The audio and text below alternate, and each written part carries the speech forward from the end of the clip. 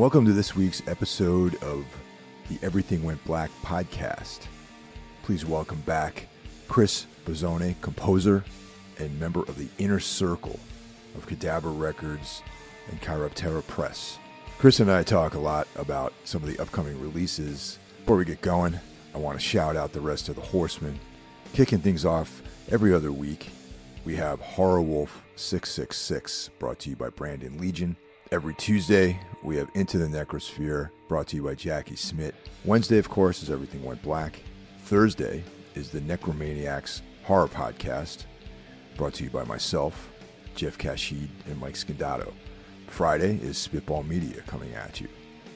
Saturday is a day off, but on Sunday, Carl Highcar brings us Soul Knocks, day 2 of his deployment of all things dark and sinister.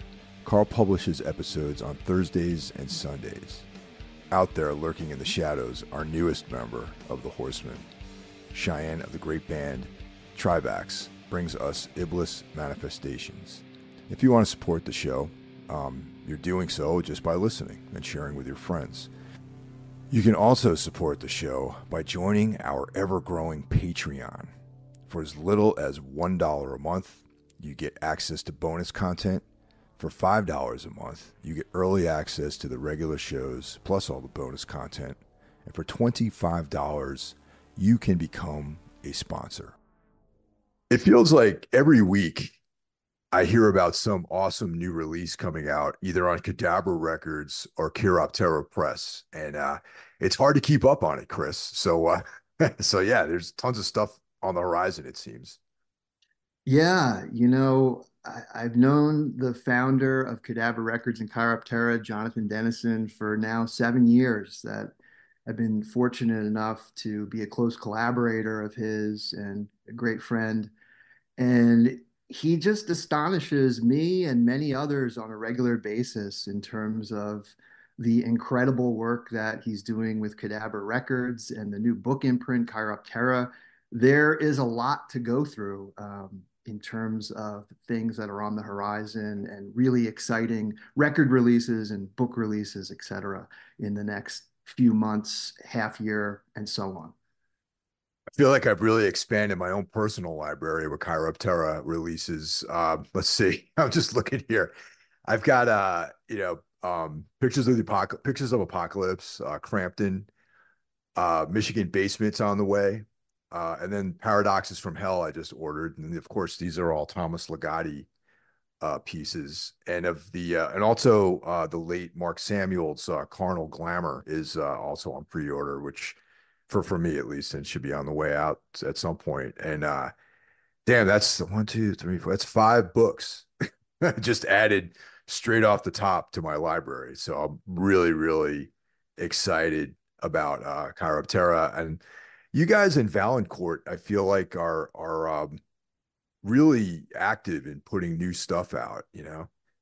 Yeah, well, Jonathan has just been absolutely killing it lately in terms of exciting releases, some unearthed for the very first time ever, grails for long-term Ligotti fans, such as Michigan Basement. I actually just received my copy very recently, and it's absolutely beautiful. And, sitting next to Crampton, Dave Felton did the artwork for both of them.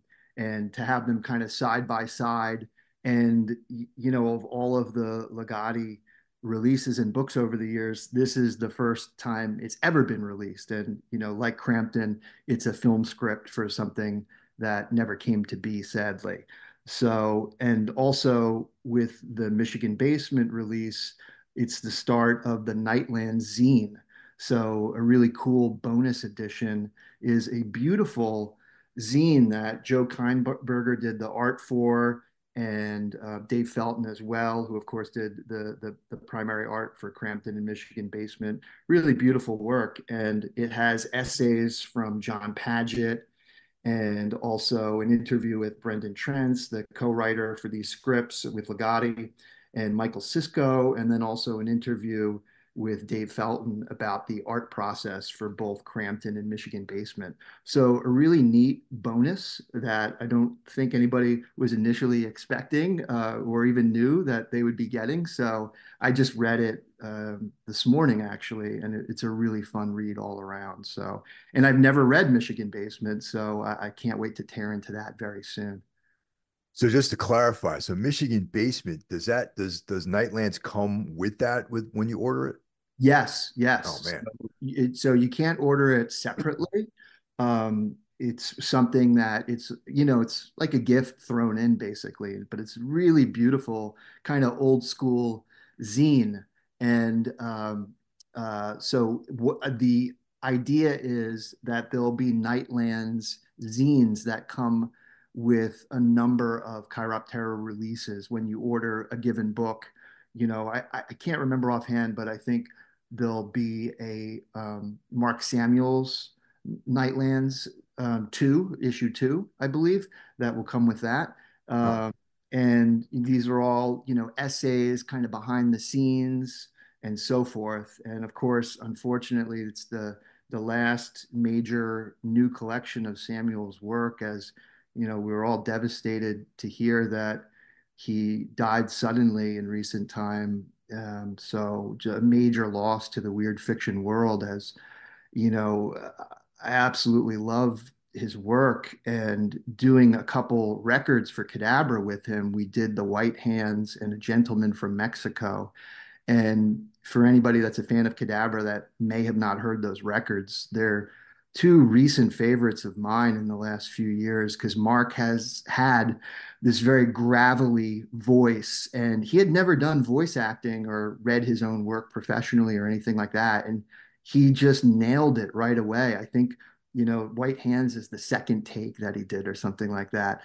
And he had had some recording experience, but I don't think reading his own work. And those records are absolutely magical. So, we were hoping to do many, many more, do live performances, etc. And sadly, a major loss with Mark departing the world. Yeah, that came as a shock because he's a pretty young guy, really, and that was very, very much blown away by his passing. Yeah, for sure. I think mid 50s, give or take. So definitely completely unexpected and very sad. So Joe Kienberger, I've actually known Joe for close to 30 years. I don't know if you knew that or not.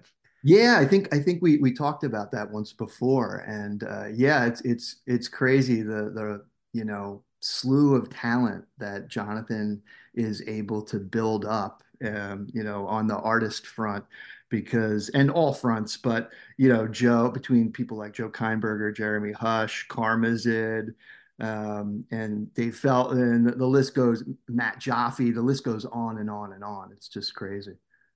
Oh yeah, I left off Noctuary from that list because that's something that's been out of print for a really long time, and I'm so stoked to have that in my collection too from Chiroptera. Absolutely. And yeah, Paul Romano did unbelievably beautiful, haunting, and creepy work for that book release. So very excited that he'll also be contributing what will surely be incredible art for Ted Klein's Dark Gods, which Chiroptera will be putting out in the near future as well. So Oh wow. the hits keep coming. And Yeah, so that Dark Gods has four stories in it, and so there's all four pieces are going to be is it going to be like a double LP or something like that? it's not going to be a record. This is going to be on Chiroptera. So this is a book. Oh, Yeah. So, I mean, it would be awesome to do a record. Maybe that'll see the light of day at some point. But huh. yeah, so it's going to be a deluxe edition of Dark Gods, and Paul Romano is going to be doing the the front cover art, back cover Oh art, man. and Jonathan Dennison, the founder and label head of Chiroptera and Cadabra, he will be doing the interior art. So it's going to have a new introduction from ST Joshi. It's going to be another, very deluxe boutique red carpet treatment. So yeah, it's just amazing. And then on the staying on Chiroptera, On the future Legati front, there'll be a brand new edition of The Agonizing Resurrection of Victor Frankenstein and Other Gothic Tales. And Paul Romano will be fully illustrating that. And if that wasn't exciting enough, Jonathan Dennison will be designing and illustrating a deluxe edition of Teatro Grotesco by Thomas Oh Ligotti. man. And for people that have been tearing into these beautiful editions that Jonathan has been releasing, he's just been absolutely crushing it in terms of very suggestive, haunting, beautiful art accompanying poems and stories and so forth. So I can't wait to see what he comes up with for Teatro. And, of course, that has some of my all-time favorite Ligotti tales that he's ever written. And a number of those, thankfully, we've done as Cadabra Records. So, people that might be new to the label or catching up or what have you, there are albums of The Bungalow House, The Clown Puppet, Gas Station Carnivals. And yeah, so just from that collection alone that we've all done beautiful LPs for, with John Paget doing absolutely extraordinary voice acting and work on those. Well, it wouldn't be the first time that I have multiple copies of books. So I have Dark God, like an older edition of Dark Gods by Ten Klein, but this new thing sounds incredible with the ST Joshi intro and the new artwork, and of course Teatro Grotesco is has my all-time favorite Ligotti piece in there, The Darkness, the Shadow. And so I'm definitely going to be getting these two new books. Yeah. I'm excited Oh, about that. yeah. Yeah. And same here, there's no shortage of getting another beautiful edition of this, which I'm sure will be the definitive editions like all of the Chiroptera releases have been thus far. And then in terms of, yeah, I have an old paperback of Dark Gods, but I can't wait to see what Chiroptera comes up with for their issue edition of it. But I failed to mention one thing that's coming out soon too, and then I think I've covered all the upcoming Chiroptera stuff, and that actually two. So one is Matthew M. Bartlett. There's going to be a best of collection called Vistas of Carrion. So that's going to be a really exciting collection that kind of spans his career and a lot of great tales. And Matt's another amazing writer that's done some Cadabra records as well. And there's been some chapbooks under the Cadabra Illustrated moniker that came out some years ago, but this will be the first Chiroptera treatment that Bartlett gets with Vistas of Carrion. So be on the lookout for that best of collection.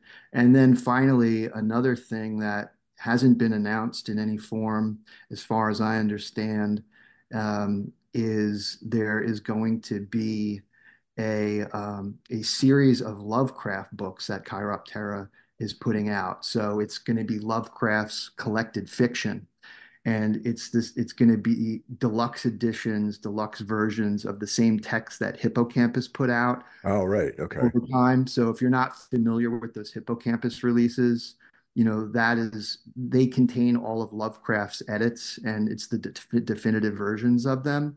But in this instance, these are going to be deluxe hardbound books, etc.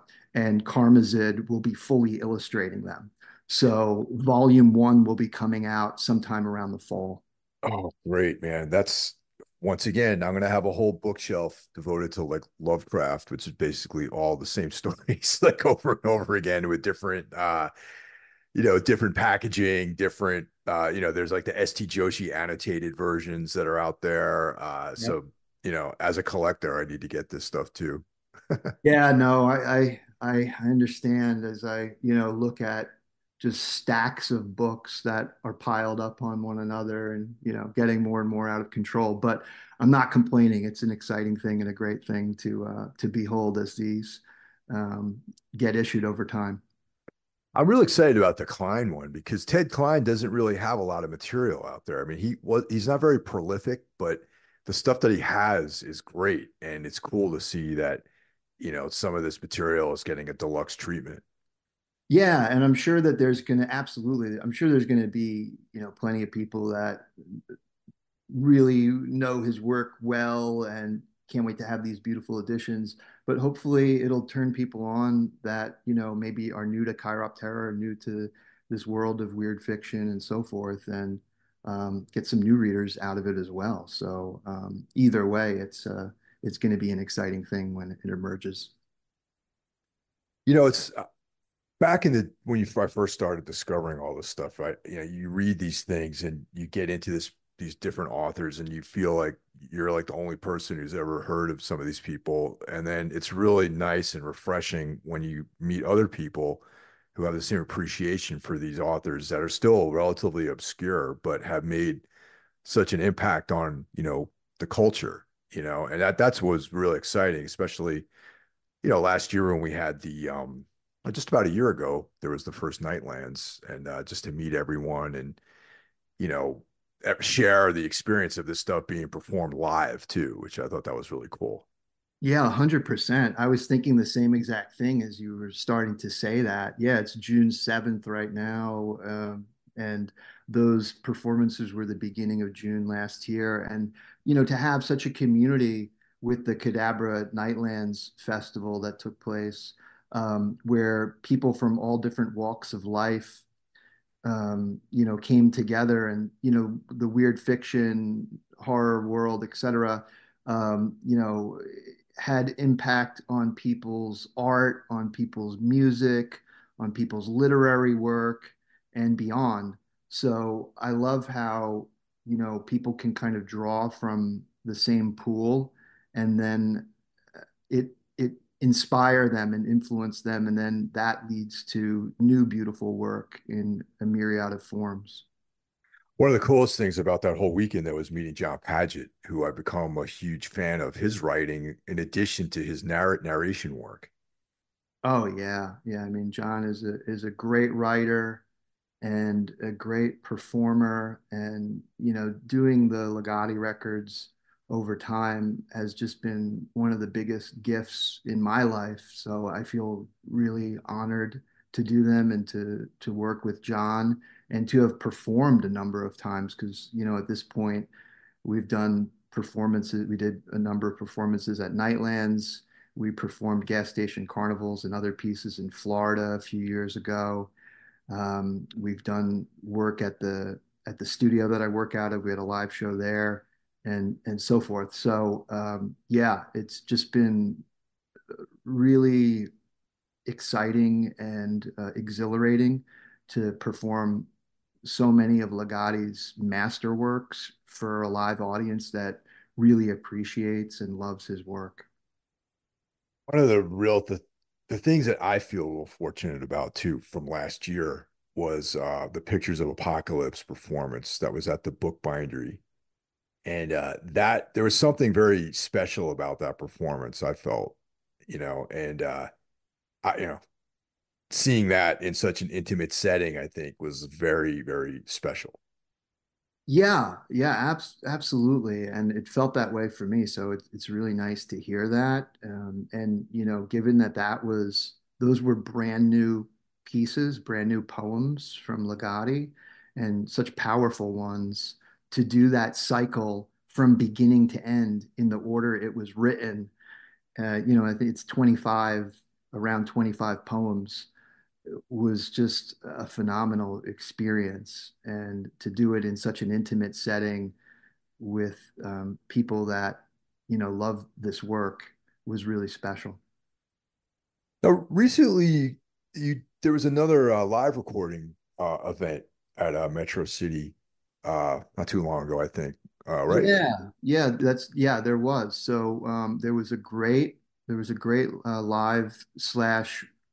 live performance slash recording. So we've been doing this thing periodically where the studio that I work out of in Germantown, Pennsylvania, it's part of Philadelphia, the greater Philadelphia area, is called Retro City Studios. And Barry Knobb, who is my closest collaborator, he produces and engineers everything that I do. he co-founded that studio back in 2008, along with a number of other friends of mine. And he's produced everything that I've done for Cadabra, and does a lot of incredible arrangements for those records as well at times. And anyhow, there was a series of performances um, in on May 18th and 19th that just took place with Lawrence R. Harvey and Slasher Film Festival Strategy. So Christopher Ashley of Slasher Film Festival Strategy and I were collaborating on everything virtually, and with Lawrence reading everything. So we did George Bataille's surrealist classic, The Story of the Eye, Oh, for a forthcoming double LP set. And we also did some shorter pieces, including Leonora Carrington's The Beloved, Edogawa Rampo's The Hand, and Roald Dahl's The Landlady. So yeah, a really interesting and wonderful mixture of things. And I can't wait for people to hear these forthcoming records over time. And they'll all be, I believe, part of what is this ongoing Haunt series. And the Haunt series is highlighting, classic works that might be a little too esoteric for large scale releases. So they're more smaller pressings. And they have kind of like a library style in their black and white graphic design and art that's displayed on them. So yeah, it's a really cool series. Recently, there's been a few that have come out this year, and Robert W. Chambers' The Mask and Maupassant's The Horla. And The Mask was read at another Cadabra Live Retro City event that you attended. right.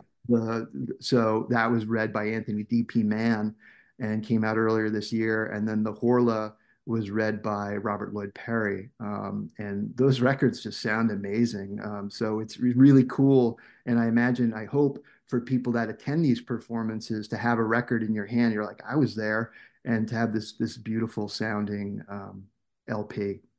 So yeah, That's why yeah, one of the reasons why I was excited to come down for that because it was like, oh wow, I can actually be in the audience for one of these things, and then it'll be a conversation piece in my collection, yeah, totally. I Yeah, can't think of, there's maybe a few like live performances that I've been to that, came out in some form or another, whether it be a record or a CD or something like that. But it's pretty rare where that's the case.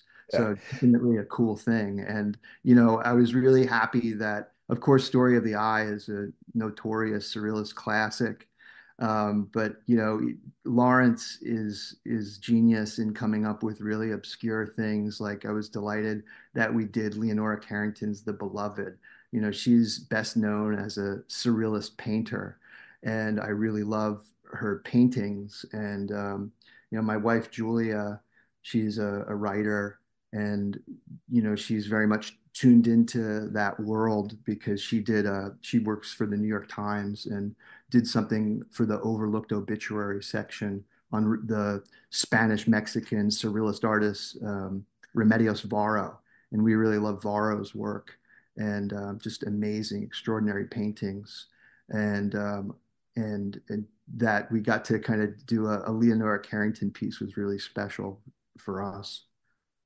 Also, going to those live events really gives you a insight into the process of making a recording like this. Because the audience is there, but you guys are definitely focusing more on producing the material. You know what I mean? So there's been, let's hit this line again. Like, there's a lot of like fourth wall, quote unquote, stuff that goes on that really you're observing the construction of one of these things. It's not necessarily it's a performance, but you're also observing the behind the scenes of making a recording like this. Yeah, absolutely. And I'm glad you brought that up. Like, for instance, to speak to that point, we kind of have two different methodologies to oversimplify when we're doing these performances slash recordings. So on one hand, when we were doing during that weekend where the Mask and the Horlo were recorded with Robert, what we did was because the Horla is, for anybody who hasn't read it, it's a fantastic story, brilliant record. and Robert's performance is just unbelievable. And anyhow, um, it's diary entries. So June 7th, July 15th, etc. And some of the entries are really short, and some of them are quite long, and some are in between. So what we did for that recording slash performance was we would just do a take of each diary entry. And if we felt we needed to hit it again, we'd hit it again. And if we felt we wanted a third take, we'd do a third take. And because it lent itself to that structure of recording, it was just really seamless and and easy to do it that way, and then piece it all together in post production. But virtually everything that you're hearing on the record is what we performed and what it sounded like and what was taking place and transpiring there. But naturally, we're doing some editing of the best takes, and always trying to keep whole performances and do as little editing to get as possible, and then more kind of like stitching things together between the diary entries. Whereas something like a full story that doesn't have diary entries, and so let's say it's chapters or just one short story from beginning to end, if the narrator, the voice actor, wants to do a line again, or maybe coughed or something like that, we'll just keep the music going and flowing, and then they'll hit a line again. So that's kind of the system we have, and fingers crossed, it's really been working well so far in terms of once Barry and I are putting it together in the studio. But this time around with Lawrence, beyond the joy of performing with Lawrence, to work live with Slasher Film Festival strategy, Christopher Ashley, was just a dream, because he's a really great guy and a super talented musician. And while we've done some collaborations that for records, we're kind of trading things off and adding layers to each other's work, etc. For albums like the forthcoming album for Robert W. Chambers' double LP of The Repair of Reputations, which should be coming out soon. It's just delayed because of the jacket. It was great to record with him, via computer and so forth, but to actually be in the same room with him and be able to kind of work off of each other live was really special. So I'm excited for people to hear that as well. I actually picked up a couple of his LPs at Nightlands last year, the Slasher Film Festival Strategies. And spoke to Chris just briefly. Interesting guy. Yeah, yeah, really nice guy. And he ran I think it's on hold for now, but he ran a very interesting label called Foreign Sounds.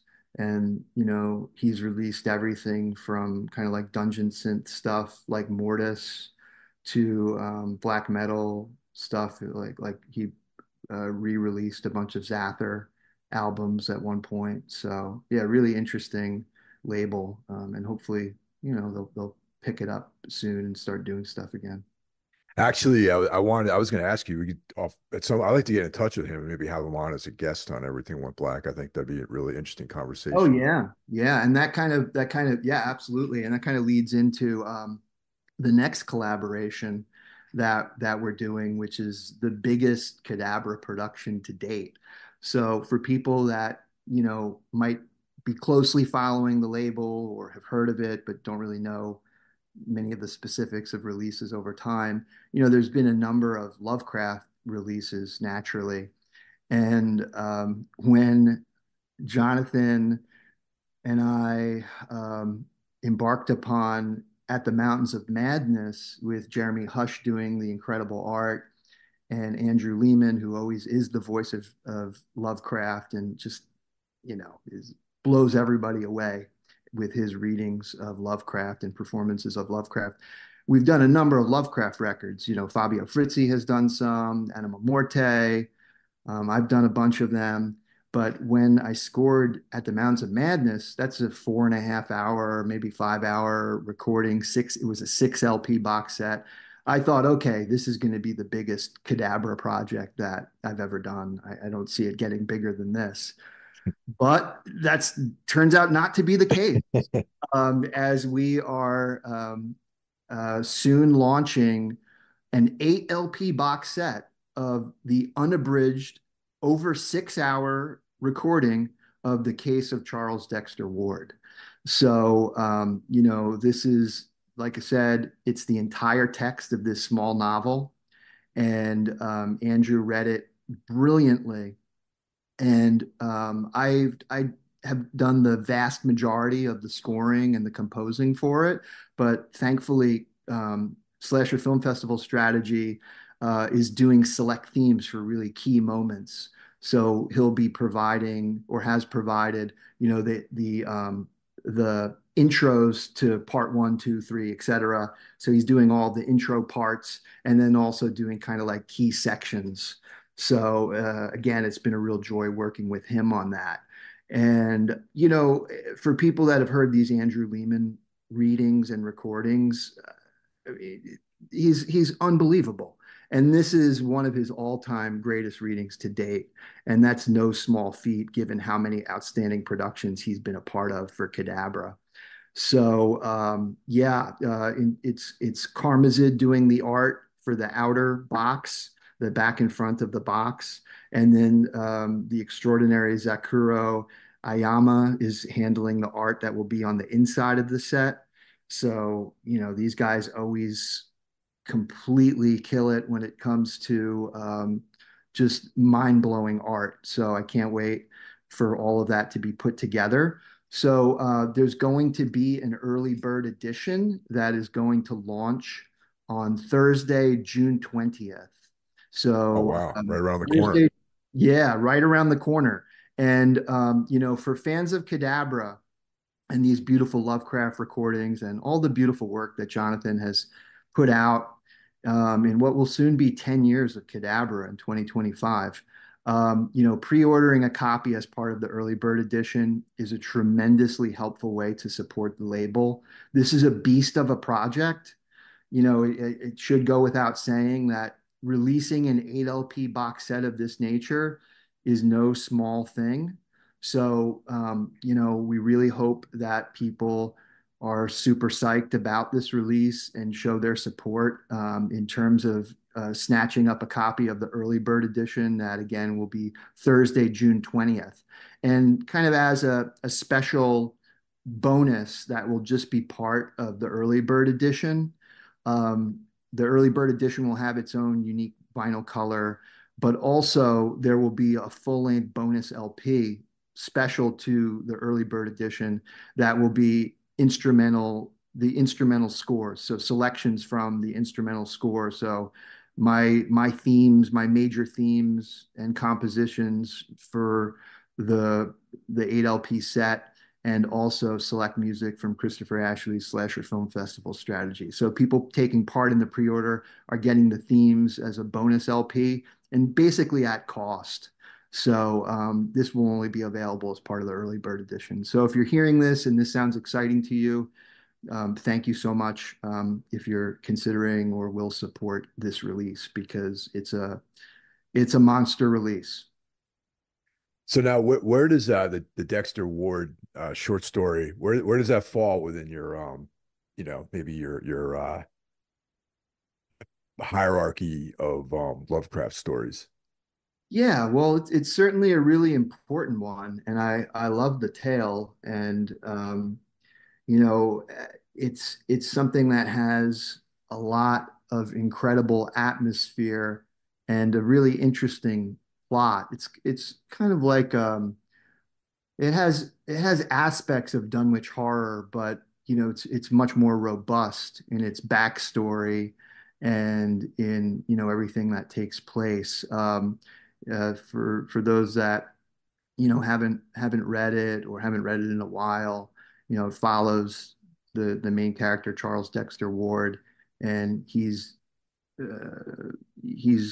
disappeared from an asylum, and he goes on this very unusual journey looking into his past, and someone is someone from his family is basically like resurrected, and all of these very strange alchemical things are happening, and there's a conspiracy of sorts building around it, and it leads to a farm where all of these rather frightening and hallucinatory things happen. So I think it's a really important story and in Lovecraft's body of work, and I think it's going to make for a really interesting and thrilling listen, I hope.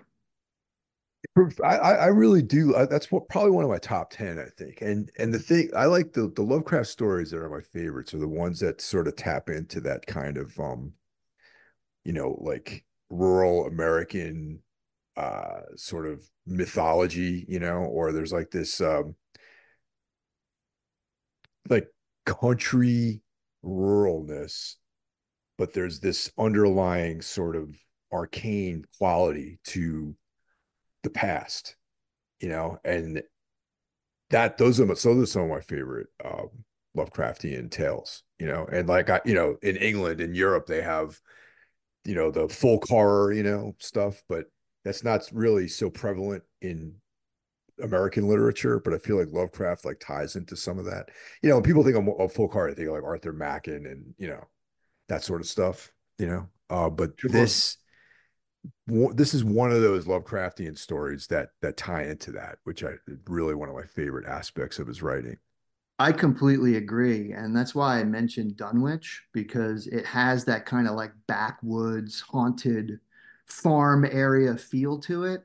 And that's some of my favorite stuff of Lovecraft. I just love that soaking in that atmosphere and kind of the hypnotic nature of it. So it was a real joy to do the score for it because it is such a rich text. So I was able to really, I hope, have a really broad and wide-reaching palette of instrumentation. So, there's everything from a lot of piano with synth pads, accompaniment, electronic string arrangements. There's Indian harmonium. I was able to weave in and out a lot of banjo and kind of snaking, creepy, atonal acoustic and electric guitar. And there's an arsenal of analog and digital synthesizers. And Christopher Ashley, comes in with his classic touch of pulsating synthesizers as well. So it's a real trip. Yeah, I'm excited for this, man. There's a ton of, like I said earlier, there's just like you look online and you see project after project coming out, but this one, I think just because of the sort of breadth of this project, I'm really excited about it, and I can't wait to add this. I'm definitely going to get the advanced copy so I can get the instrumental versions of the themes. That sounds really cool. Oh, well, thank you so much. It's really very much appreciated. And it's that kind of support that keeps Cadabra going and so forth, because it's not easy to pull off projects of this magnitude. So, we'll see if in the future there's a 10 LP box set or something like that.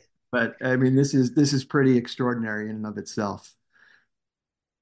So what other stuff is coming out? I see the Repair of Reputations too. That's I don't know if that's a new release, but it's something that's Yeah. So across. Yeah. yeah, so repair, that was one of those things where it's like it's caught up in just the annoying delays of the vinyl world, which happens time to time. And it's basically just waiting for the covers right now. So hopefully it should be arriving very soon. So there's that. Very recently, there was so this wasn't a collaboration, it was more like a split LP. So you were talking about folk horror Yeah. and HB Marriott Watson. So pretty obscure author. There's a split LP where Christopher did The Devil in the Marsh side A, and I did The Thing in the Cops score, and Lawrence reads both of these.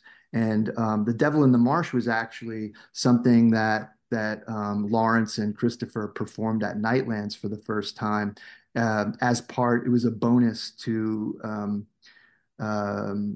to the Human Chair when they performed the Human Chair. They also did The Devil in the Marsh.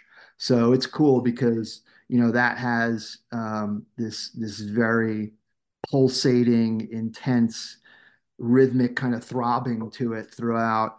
Whereas the side B is more kind of like approached it from more like an electroacoustic sound collage thing where, there's like backwards electric piano and some Indian instrumentation and like delayed flutes and creepy field recordings that weave in and out and so forth. So I think it's a fun listen. And then I think if I remember correctly, the first release of this year was the seventh Thomas Ligotti release on Cadabra, and that's a double LP of the Salal being Mm. from Nocturary.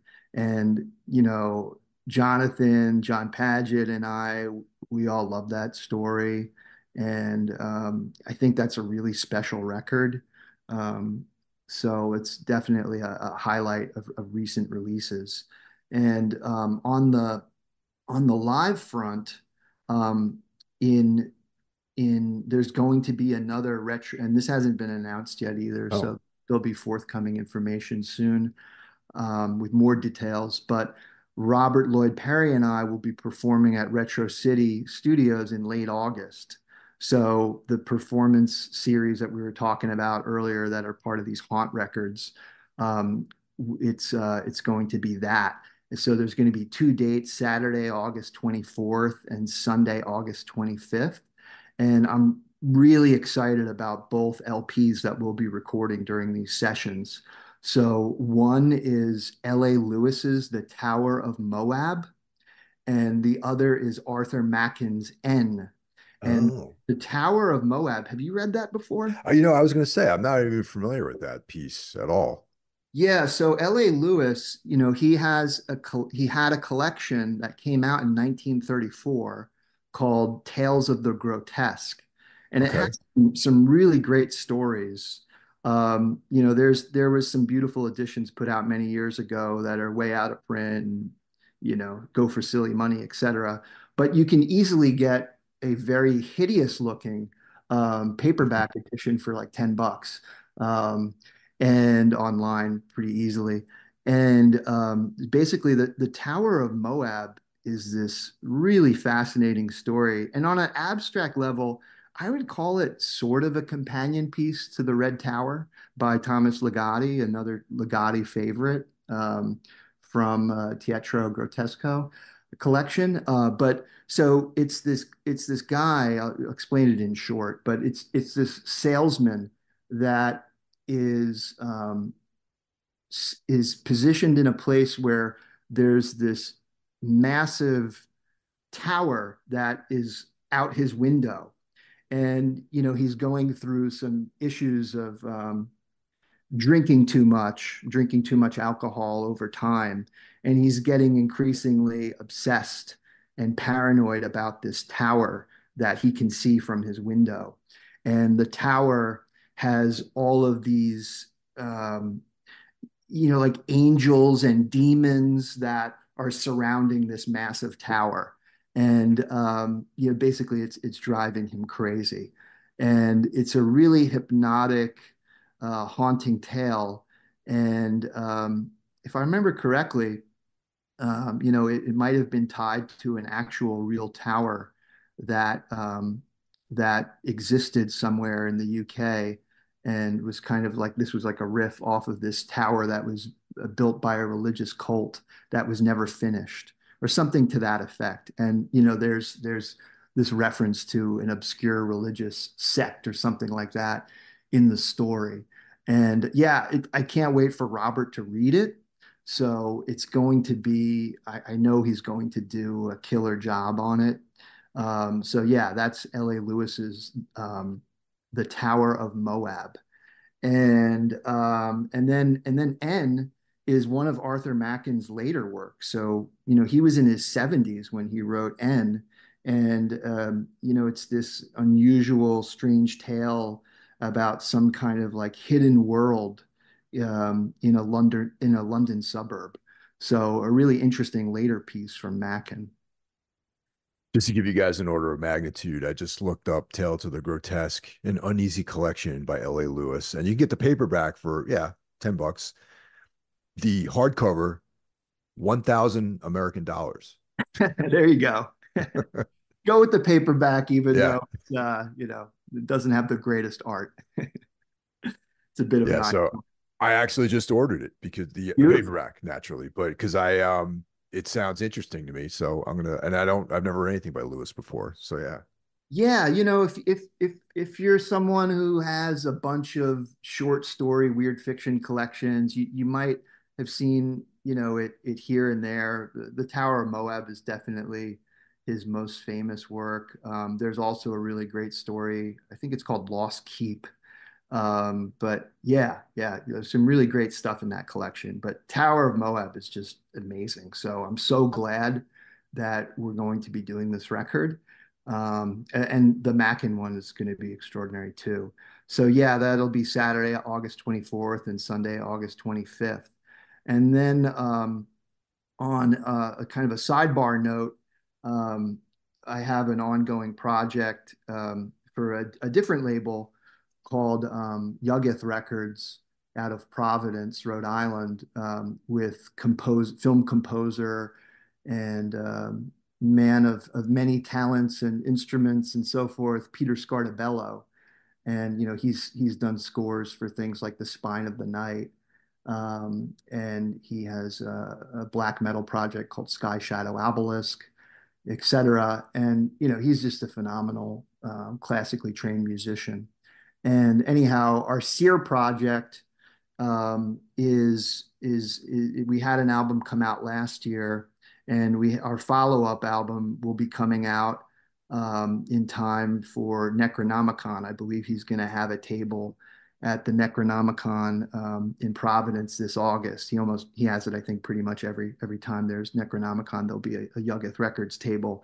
So the album is called The Hours, and basically it kind of picks up where Glimpsing into Oblivion left off, where it has a lot of kind of cosmic synthesizers and otherworldly arrangements, but it veers into a really exciting new territory for the Sear project, because the sound kind of mutates into various forms of black metal, but it also kind of mixes psychedelic rock elements and has some piano-based compositions and electroacoustic soundscape pieces.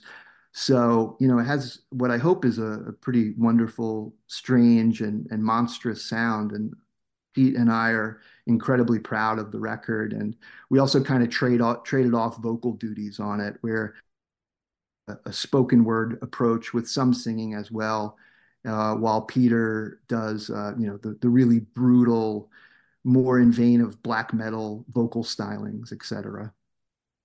That's cool, man. Because I like the first Sear record. I picked it up last year. Oh, thank you so Vinyl, much. vinyl Yeah. copy actually. Thank you, man. I appreciate it. So yeah, we're really excited about this. And yeah, so that'll be coming out in August. And then back to the live front beyond stuff of mine directly.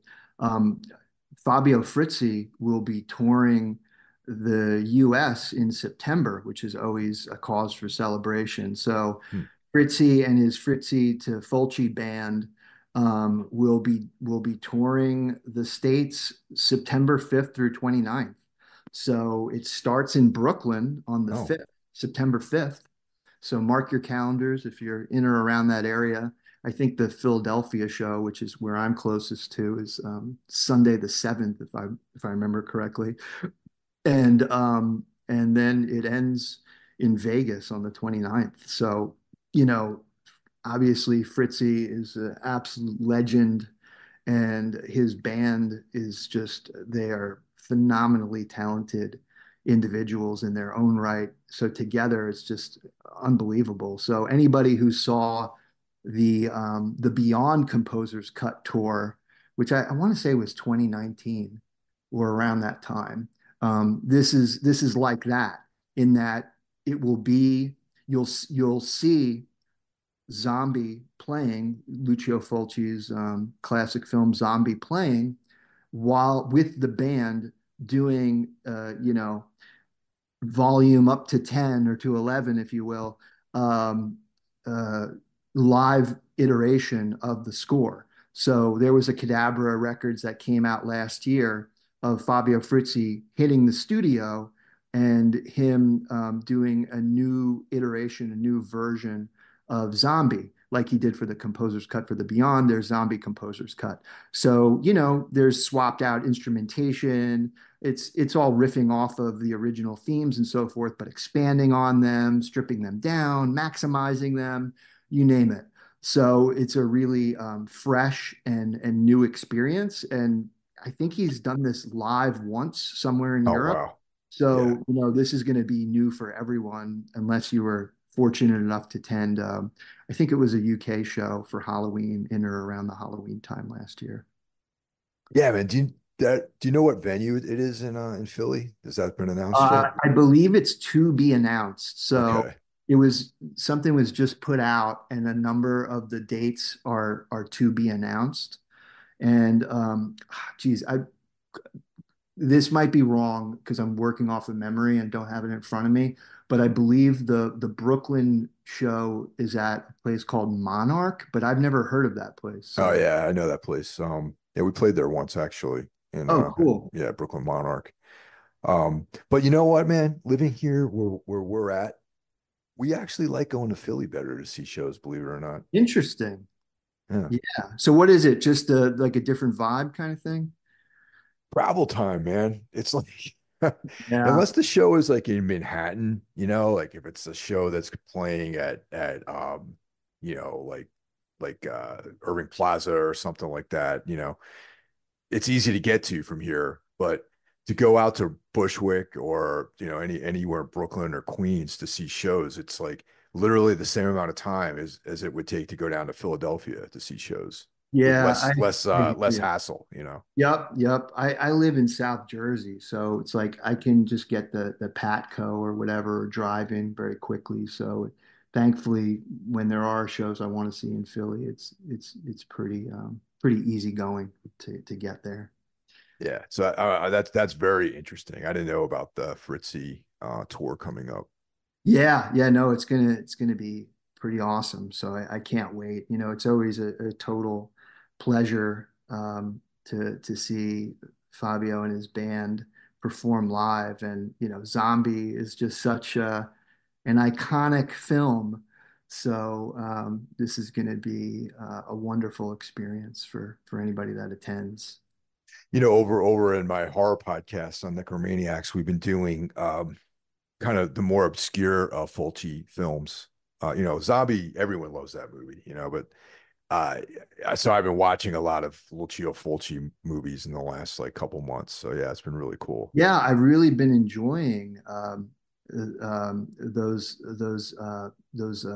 podcasts, and Oh, yeah, like I've listened to a number of them recently. That you've done a great job on, like the Sect and the Lighthouse, and there's another one that I was listening to recently. And yeah, yeah, it's funny because when I was listening to the Sect, I was like, I understand all the criticisms that were being heaped on the film, but I'm really forgiving of that film, and I yeah. actually really love its dreamlike quality. And yeah, I know you can like pull it apart, rightfully so, in terms of the script and the flow of it, etc. But there's certain films that just kind of put me in a mental space that I just kind of love swimming in. And that's one of those films where I don't care about all of its flaws. I love the vibe and atmosphere of it. Well, I mean that's kind of typical to most Italian horror. There's like definitely these like large leaps that you have to make with the plot, but the but specifically to Michele Soavi, I think that he creates an atmosphere. Like, I mean, the movies that we've discussed on the podcast were, The Sect, The Church, and Della Morte Della More. And Della Morte Della More is probably one of my top 20 all-time favorite movies ever, period, out of Yeah, any genre. But yeah, and the thing that's common to all three of those films is the atmosphere that Swabi like puts together, and you enter this completely different world. completely. Yeah, I think that he's like a painter with film. So many of his compositions and his sequences, they're like moving paintings, and he just has such an extraordinary eye for how to capture dreamlike states and so forth. And yeah, I love his whole body of work. A few years ago, I saw a 35 millimeter print of The Church, and Yes. that film has its flaws too, but visually, it's an astonishing film. And to see it on the big screen, a beautiful, pristine Italian language print, was a real treat. So yeah, I mean, he's just a massively talented director. I wish he had a bigger body of work because I really enjoy all of his films. But yeah, there's something to those films that just kind of they drift off into these places and kind of defy logic. And I just kind of go with those. Like, like I love Argento's Inferno. That's a film that just has such a feel to it that it puts me in a certain space that I love going back to again and again and again. And the use of lighting, the visuals. I even love the Keith Emerson soundtrack. I think it's extraordinary. So yeah, that's another kind of dreamlike film I really love. And I remember the other one that I was listening to that I really loved, listening to of the Necromaniacs podcast, which was the Lost Highway episode, Oh which yeah. was really fun to hear you guys dig into that as well. Yeah, I mean, I could do a whole podcast series on David Lynch's movies. There's so much texture with all that stuff. You know what I mean? Oh yeah, completely. I even though I was critical of the sect, like it didn't stop me from buying the Arrow Blu-ray of it either. So I mean, I'm going to be revisiting that movie over and over again over years as it goes. And also the score. I think was it Pino Donaggio? I think this Yep. the score for La Setta. Yep. That's score is amazing. That's Yeah, great. I love Pino's work, and it's kind of a cool mixture. It's a little foggy in my mind, but if I remember correctly, there's a lot of kind of electronic tones, but then there's Yeah. some instrumentation that kind of weaves in as well. And yeah, I have the LP somewhere in my collection, and really enjoy it. So Repair of Reputations, that's held up in production right now, right? Is what you're saying? Yeah, yeah. So, hopefully it'll be one of those things that drops very soon. I think it should have been out already, but there's always vinyl delays in one form or another. But, Jonathan has been able to be so ahead of things always. He's always has a backlog of releases that it's very rare when this happens with Cadabra. So this is a very rare exception. So hopefully it'll come out soon. And actually, there'll be even sooner. There'll be a sale for a Lawrence Harvey project, actually, a band that he was in. Oh, So he was in a band called Clippity Clop, okay. and the album is called Cloptimism. So this is a very interesting, unique project. And Lawrence was a band member of this. I think it was around 20 years ago or so. And the vocalist of the project was legally deaf. And so it has a very kind of unusual uh, playful, freeform, sometimes crazed sound to it. So I'm lucky enough to have a test pressing of it that Jonathan kindly gave to me at the recent retro shows. And yeah, people are in for something that they've probably never heard anything quite like it before. So more magic from Lawrence. That's awesome, man. And yeah, that's interesting stuff. The Repairer release though, I keep harping on that Oh yeah, because yeah. that's like one of my favorite Chambers stories, and if that's one of the King in Yellow mythos tales. And it's something I feel is like almost like significant. It has significance in anyone who's getting into like weird fiction in some ways. That's like kind of one of the the canon of short stories to read. So I think it's really awesome that and important that you guys are doing a record for that. I completely agree. I always loved the story, but I have to say that Anthony D.P. Mann did the reading for this, and he just does such an amazing job with this performance that it brought it to a whole new level of love and respect for me for this story. I love it even more now. And I think it's a really important work of Chambers. Arguably, the most important work of his outside of outside of the Yellow Sign. And Matt Jaffe did absolutely beautiful, very creepy art for it. And Matt's just such a brilliant artist, so it was great to see his work for it and his interpretations of the tale. And yeah, and it was just very seamless working. This was the first collaboration officially that Christopher Ashley and I did, where we were kind of like trading off themes, adding layers to each other's stuff, etc.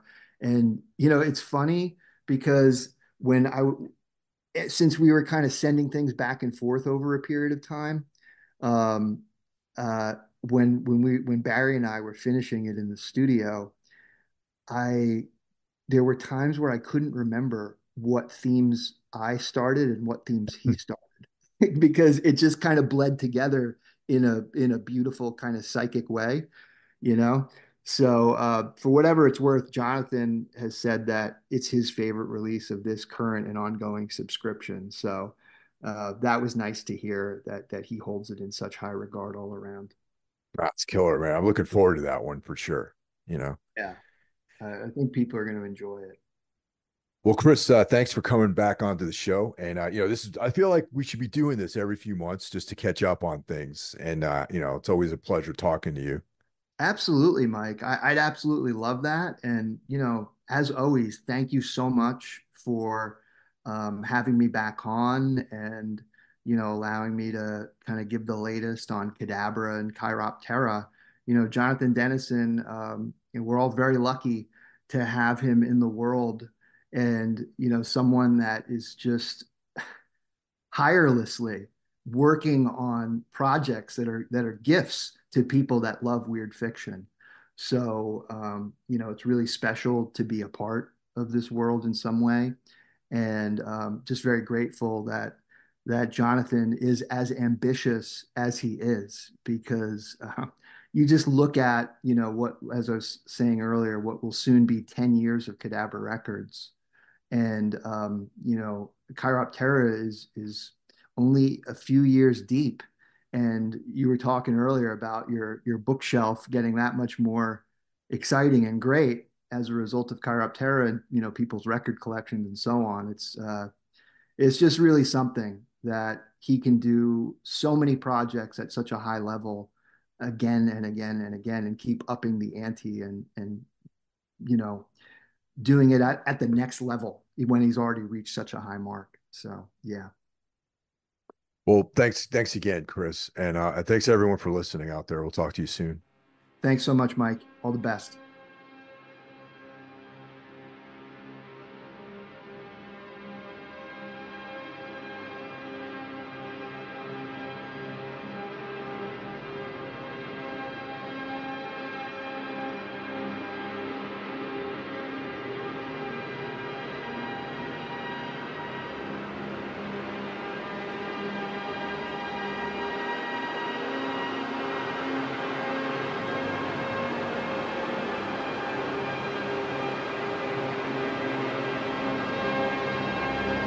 Body contorts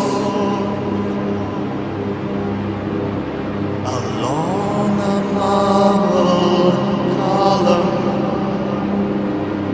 Bloody fingers press against the shining mirror.